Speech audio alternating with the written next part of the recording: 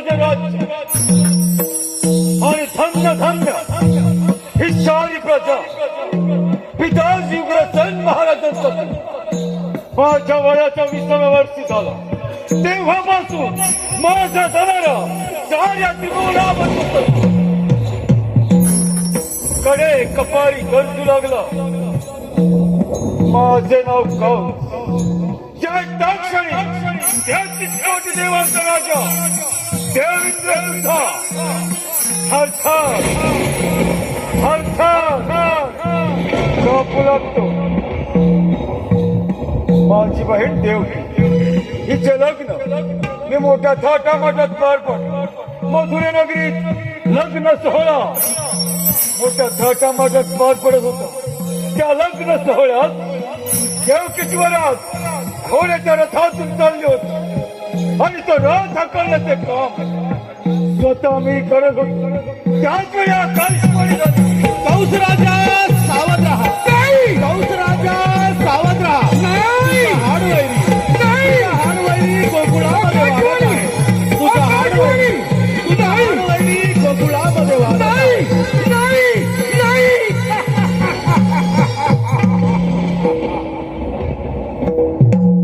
काय म्हणे माझा हाडवैरी आणि या भूतलावर जन्मला येणार तरी कसं. रथातून खाली उडी मार देवकीची वेळी धरली. रथातून बाहेर घेतली. मान्यवर ठेवायला जातात.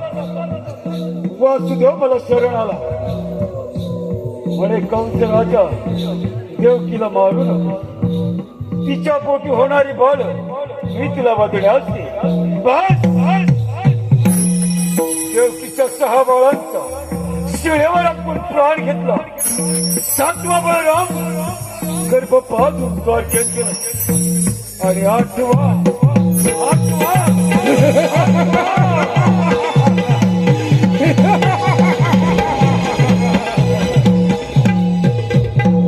काय करायला आले लक्षात. माझी मांडलेली बहीण पुतणा हिला हरामखोराच्या वधासाठी पाठवतो.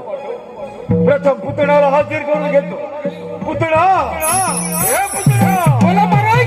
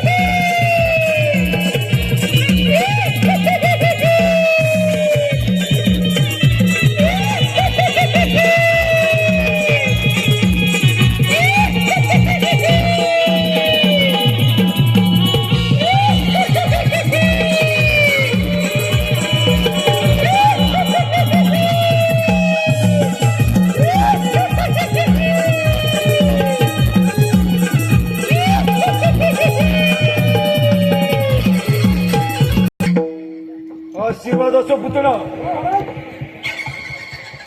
पुतणा आम्ही तुझ्यावर एक कामगिरी देत आहोत. सरळ कोकणामध्ये जायचं आणि त्या गंधाच्या काट्याचा वध करून यायचं. पुतणा ही कामगिरी आम्ही तुझ्यावर संपत आहोत. पुतणा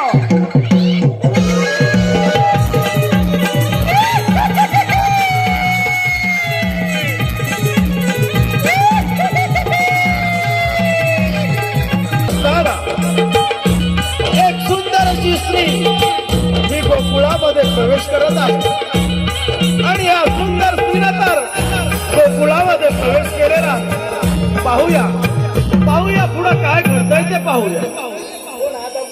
कशासाठी आला तिथे? नंदाराणी सदा, मी तुझ्या बाळाचे मुखदर्शन घेण्यास आले आहे. मी मथुरेची राहणारे आहे.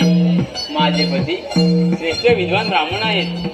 त्यांनी त्यांच्या दिव्य शक्तीने पाहून सांगितले की नंदाच्या घरी एका महान आत्म्याने जन्म घेतला आहे.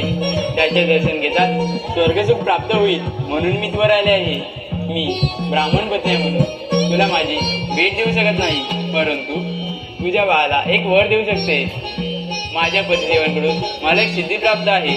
माझ्या स्तनातून सदैव अमृतधार आवाज असतात. त्या तुझ्या बाळाबद्दल तो अमर होईल. ते तुझे बाळजे माझ्याकडे. शेवटी या सुंदर स्त्रीनं यशोदामाईवर मोहपाशा निर्माण करून त्या नवजात बालकाला आपल्या जवळ घेतलेला आहे आणि क्षणाचाही विलंब न लावता सुंदर स्त्रीनं आपला पुत्र राक्षसीचा पूर्ववत धारण करून त्या नवजात बालकाला आपल्या जवळ घेतलेला आहे आणि त्या बालकाला विष प्रयोग करण्यास सुरुवात केलेली आहे. हे सारं विष्णुधारी अवतारी श्रीकृष्ण बालक श्रीकृष्ण देवानी चाललं आणि सारा बोडीत काढून त्या पुतळ्याच्या स्तनातून रक्त प्राशन करून त्या पुतळ्याच्या स्तनातून रक्त प्राशन करून अशा प्रकारे या पुत्र राक्षसीला श्रीकृष्ण देवाने वध केलेला सादर झालेला भाग आहे. पुतळा राक्षसीचा वध, पुतळा राक्षसीचा वध, पुतळा राक्षसीचा